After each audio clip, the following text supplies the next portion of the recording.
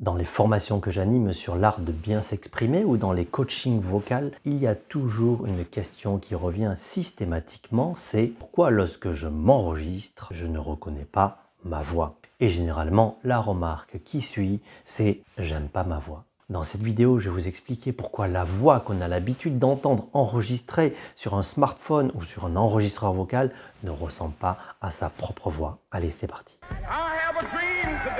Un seul combat pour une seule patrie.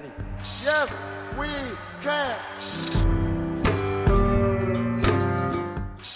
Alors rassurez-vous, tous vos tourments autour de votre voix enregistrée vont s'arrêter aujourd'hui.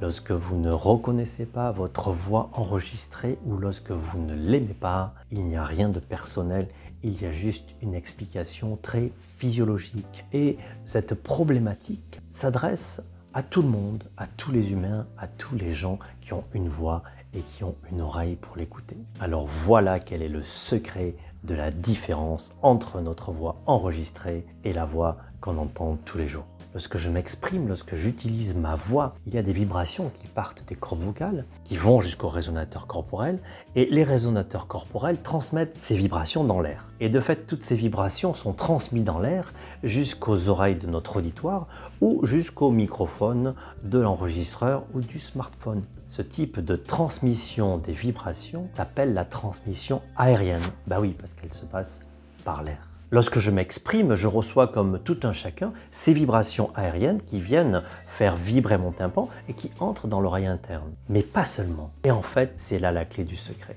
Lorsque mes cordes vocales vibrent et que ces vibrations sont transmises jusqu'à mes résonateurs, elles poursuivent aussi vers l'oreille interne par une partie qu'on appelle liquidienne.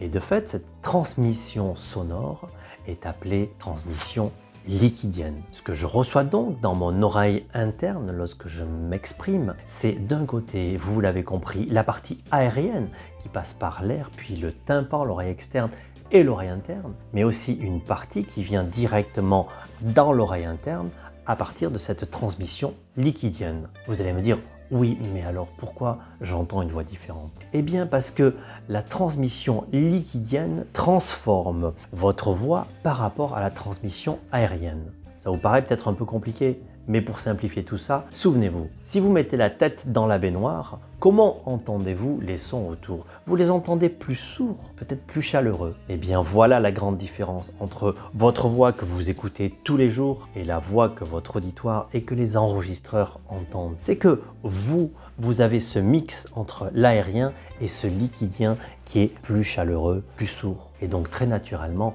lorsque vous écoutez votre voix sur un enregistreur ou sur un smartphone, vous la trouvez sans doute un petit peu plus froide, un petit peu bizarre. Mais en fait, il n'y a rien de bizarre. C'est juste quelque chose de physiologique, comme je vous l'ai expliqué. Mais alors que faire? En fait, ce que je conseille systématiquement, c'est simplement apprivoiser cette voix enregistrée. Comment faire? Eh bien, en vous écoutant une fois, 2 fois, 10 fois, 100 fois. Je prends mon exemple personnel.